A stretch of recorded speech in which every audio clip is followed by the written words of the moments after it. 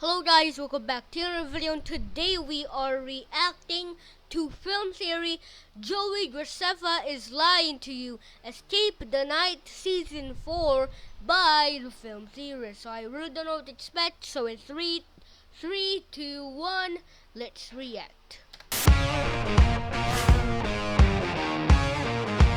I am more than comfortable putting loads of meat in my mouth. I was excited. He's more of a hovering than soaring gracefully, but it'll do. Yay, I love finding severed body parts. Okay. I do not support animal cruelty. Ro, you've been the best friend I could ask for. I love you. I love you too, Ro. A theory about a show I'm in where I play myself, but also a detective from the 1970s? That would be meta enough, but get this. The show, Escape the Night, actually sponsored this video and approved me talking about how the show's host is actually evil and can't be trusted. The level of meta in this episode has just hit a brand new extreme.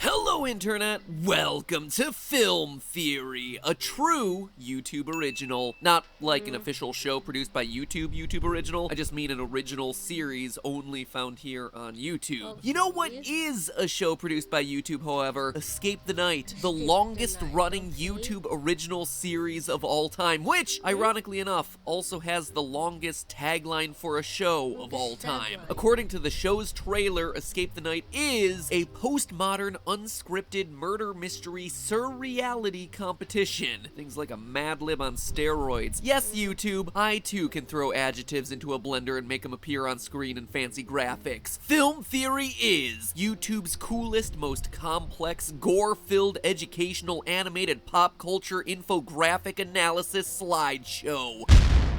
Slap that on a t-shirt and sell it. But for as much as I joke, Escape the Night is, at its core, something all us theorists love. A mystery. A supersized, horror-themed escape room where every step along the way, a popular YouTuber dies. Being on the show is almost like a YouTuber rite of passage at this point, with some of the biggest creators on the platform showing up to prove their puzzle-solving prowess. Season 1 had the likes of Glozell, Lily Pons, and Shane Dawson. Season 2 featured Tana Mojo, Liza Koshy, and Gabby Hanna. And Season 3, the best season cause it's my season, had a ton of my favorite people both on and off YouTube, like Colleen Ballinger, Sophia Nygaard, and my sister from another Mista, Rosanna Pansino. And now, Season 4, the newest season, which launches today, promises to feature the best of the best as it's an all-star season. I mean, how you do an all-star season when canonically everyone is dead is beyond me, but then again, I was dead too at one point and I got revived, so look at me setting the trends. Hashtag dead and loving it. But here's the thing, even though Escape the Night is like the bizarre love child of Survivor and American Horror Story, where people get voted out and instead of torches getting snuffed out by a smarmy host, it's your life getting snuffed out by a bloodthirsty harpy, there is a deeper lore present throughout this entire thing. This isn't just a competition reality show. There is a massive story that spans all 3 seasons of this thing. A story that most viewers, heck, even us contestants, aren't aware of because it's so well hidden. Don't believe me? Here's a great example. See this arm from Season 1? Seems like just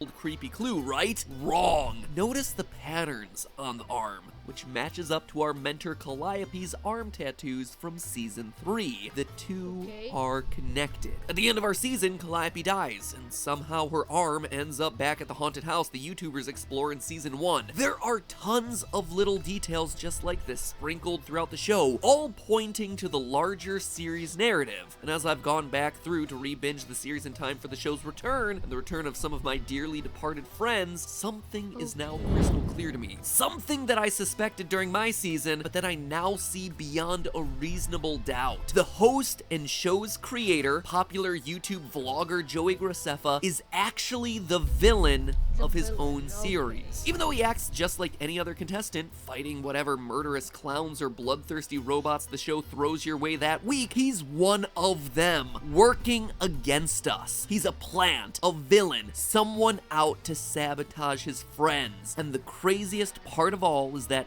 he might not even recognize it. Beware, my friends, going forward, the tea gets hot, and the plot lines start getting a little bit spoilery, so consider yourself warned. To understand the plot of the series and the role Joey plays in bringing about the deaths of dozens of popular online personalities, she's toward dying. It's fine. What if she's dead? we need to know where things began. Season 1 opens with Joey explaining that he's having weird dreams when he suddenly inherits a large estate. He accepts it on blind faith and, as if he hasn't seen the plot of any horror movie in existence ever, promptly decides to move in. He claims, It won't let me sleep until I invite others. and instead of being like, that's a red flag, maybe I should consider posting up at the Comfort Inn instead, he thinks that his insomnia will be cured if he throws a party. All of this is very logical decision making from Joey. Moving into the meat of episode 1, it's revealed that the king of conspiracy theories himself, Shane Dawson, has been poisoned at dinner and dies. Whoopsie! There goes Shane's next docuseries. Darn it! Oh. I had already pre-ordered my conspiracy theory makeup palette. They come to learn that Shane was actually a member of a secret society creatively named the Society Against Evil, which is, get this, a society that fights against evil. Truth in advertising for the win! The house that Joey's inherited is possessed by an evil spirit, and the gang has to find a bunch of hidden artifacts, bring them all together, and free themselves with a ritual. The Society Against Evil has marked clues around the house to help them, and Season 1 progresses as contestants get bumped off, and Joey gets closer and closer to his fully ghost-busted dream home. The problem is, Joey doesn't exactly show himself to be on the good guy's side. As the season goes on, we see Joey playing along as though he's helping to rid the house of demons, but if you actually stop and look at his behavior, things just don't add up. Take, for instance, this scene, where Joey and Lily Pons uncover a death note, which gives them the opportunity to kill off one of their friends by writing down their name. Lily suggests that they give the decision up to fate by playing Spin the Bottle. Joey, however, insists that they write down Glozell. Not only one of the most popular players in the house, but also one of the most vocal in her suspicions of Joey's role in all the murder that's happening around him. We buried Justine, but you were acting like you were just so sad, and I just don't believe that you were really so sad. Why- I didn't buy the act at all, Joey. Glozell was going in at Joey, and now Joey's killed Glozell. Why? Joey's rationale for making such a cruel choice. It was either her or me. Lily pretty much has to go along with the decision, Well, it is your house, so. but if that wasn't suspicious enough, Joey then proceeds to cover up his role in Glozell's murder, I don't want them to know that we put her name in the book. making up a lie and repeatedly pressuring Lily about keeping the secret. I didn't see anything. I won't say. Okay, promise? I know. And is Joey sorry about his decision? Does he regret killing off not only a friend, but also one of the most beloved members of his party? I'll let him speak for himself. It's my party and I can kill whoever I want to. The two other people who are suspicious of him but keep it under wraps also happen to be the final survivors of the season. So Joey invites his friends to a party and then shows zero remorse as he kills them off one at a time. No big deal, right? I mean, it is, but the goal is to escape this house possessed by an evil spirit, so I guess it kinda makes sense. Except again, there's one huge problem with Joey's behavior. Joey keeps the house at the end of the season. Let me make that clear. He pockets the deed to a murder house possessed by evil spirits, an act that he clearly knows is wrong because he secretly does it outside of the sight of the other surviving YouTubers. I mean, Joey, I know LA real estate is cutthroat, man. I live here too, but there's no excuse for holding onto a property that's literally killed 8 of your BFFs. I don't think anyone will understand what happened tonight at this house. That's right, Joey, they won't. They think that you heroically escaped with your life, but what really happened is that you racked up a death toll of 8 in exchange for some real estate straight out of The Shining. Even the other survivors aren't fooled. When he asks them back for his next dinner party in season 2, their response says it all. I am not going to another party by Joey. Not today, Satan. By season 2, we see that the evil that's possessed the house is now creeping into Joey himself. You can even see it start to show up on his face. At no point has he, asked for help or told anyone like, hey guys, Joey here. I think I might have the touch of the curse going on. That would be a kick butt YouTube video, Joey, but do you do it? Nope. Over the course of the season, the next crop of dead men and women walking work their way through a Victorian masquerade where they fend off everything from the king of vampires to an evil gingerbread woman. woman. Along the way, we yet again see Joey betraying the very people who are there trying to help him out. When Daystorm calls Joey's team weak, I think Joey's team is weak, slow, can't keep up with us. Joey immediately responds by cutting his throat. Don't help Daystorm. And Joey's wrath isn't just limited to people who question him. He even sacrifices people from his own alliances. In episode 1, Joey and Liza Koshy are chained to sacrificial crosses, destined to be food for vampires. They escape, and from that moment on, they are practically inseparable. As you can imagine, almost becoming an undead buffet has a way of uniting people. Until, of course, Joey decides to turn on Liza. I feel like Liza could handle it. What is this about? Joey and I had a great time being a great team, and now he wants to send me to my death? Unfortunately, the remaining players are just so happy to be alive that they don't call him out on it, so Joey slips by until the next episode. Here, finally, Joey has to actually fight for his own life, after being unanimously nominated by his team. The only two that haven't proven themselves yet are Joey and Andrea. After completing the challenge, for the second time in this series, Joey has to choose someone outside of the challenge to die. No! And after about 10 seconds of being distraught about it, he chooses Tana Mojo. And then he's mad that he didn't get himself a power gem in return. It makes me so angry that Tana just died and we didn't get what we were promised. Jeez, she hasn't even put on TanaCon yet. Joey Graceffa literally cancels Tana before the internet does. Girl's been canceled more times than Futurama. By the end of the season, Joey has the blood of yet another 7 YouTubers on his hands. But in an interesting twist, he himself dies in the final moments. Unfortunately, what is dead may never die, because Joey is back at it in season 3 after making a quick pact with none other than the Society Against Evil, which, the more I research, the more it seems like their name might be compensating for something. At this point, it's unclear what side they're actually on, but what is clear is that they offered Joey a choice. He can get his life back, but to do so, he'll have to sacrifice the lives of yet another batch of content creators. Joey Graceffa, ladies and gentlemen, taking down YouTubers faster than a Mr. Beast paintball tournament. I'm out. This deal in which he has to trade the lives of others for his own life is, of course, a deal that Joey accepts without question. If they find out my secret,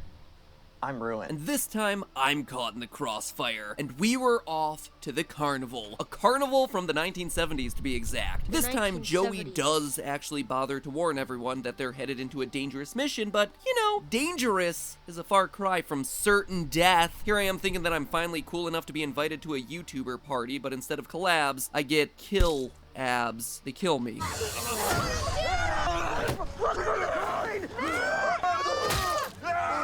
I died. In fact, Colleen and I both died directly at Joey's hands in a pretty suspicious way after we both call him out for, you know, sacrificing all his friends so that he and he alone can come back to life. You need me.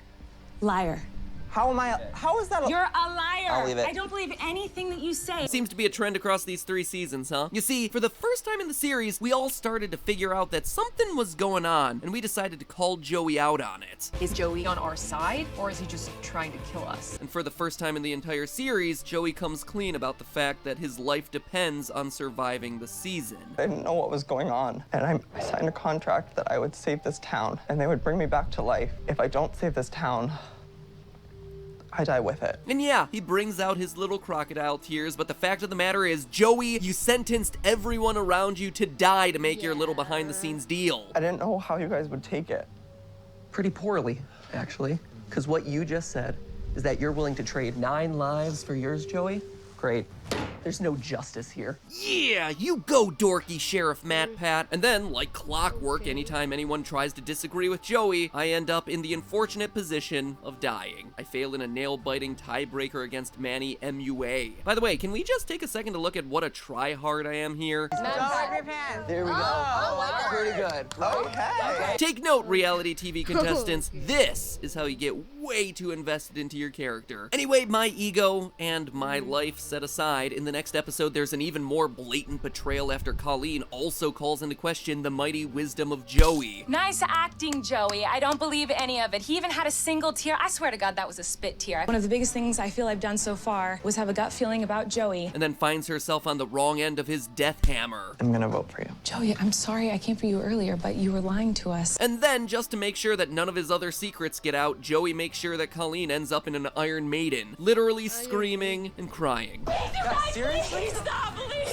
So at this point in the series, it's pretty clear that Joey leaves a path of heartless deaths in his wake, and that he's also been part of a larger evil scheme to save himself at the expense of basically every creator he follows on Twitter. Or is it? Well, all this time it looks like Joey is the big series bad guy of his own show, episode after episode, season after season. What if I told you there's actually something else going on here? That Joey isn't an evil mastermind. That maybe Joey isn't even acting on his own accord. That Joey Graceffa is evil, but he's an evil pawn under the control of someone else in his own show. Sure, in season 1 he invites a bunch of friends to a deadly dinner party, but we already know he was compelled to do that by a deep-seated evil that was working inside the house. And although he may have defeated the curse that was holding everyone inside the house, the bigger evil existed in the deed that he held on to. There was something else there the whole time. Something much bigger and much more dangerous than Joey. In the next go-around, the show sets it up that Joey and the gang are facing off against the evil sorceress, the big bad guy of the season. But if you actually pay attention in episode 3, we get a glimpse at the sorceress's backstory, and it tells us that we actually have much bigger things to be afraid of than just her. The sorceress was once a peasant girl who made a deal with a cursed god for power. She was once just a regular person, but then she made a deal with a cursed god who looks a little like a Cthulhu Squidward for power. So when Joey says in episode 1, I did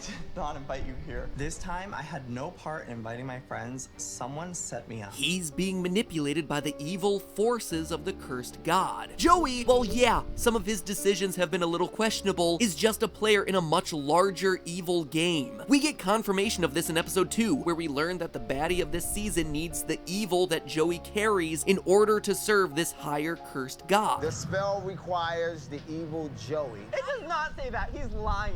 The spell requires the evil Joey carried. Okay. Joey's name is randomly in the book, so we don't really know if he's hiding something or what's happening with the journal. Again, Joey is just the low man on the evil totem pole. And this cursed god business isn't just a one-off thing for the season. It's clearly part of the established overarching lore for the entire series. Fast forward to season 3 and the cursed god comes up yet again. This time as the boss to the big baddie of that season, the Carnival Master. In episode 1, Colleen discovers a diary which contains our first and clearest mention of the Carnival Master's intentions. The corrupted artifacts have given the power I needed to conform the people of this town to vessels worthy of being consumed by the cursed god. Everything he's doing to the town of Everlock is all in service to some greater being, the same cursed god that possessed the sorceress back in season 2. Oh, and I of course missed all this deep lore going down during season 3, because at the same time this was going on, I was busy digging straight into a toilet full of turds. The clues have been inside things. Maybe I need to start like squeezing the turds.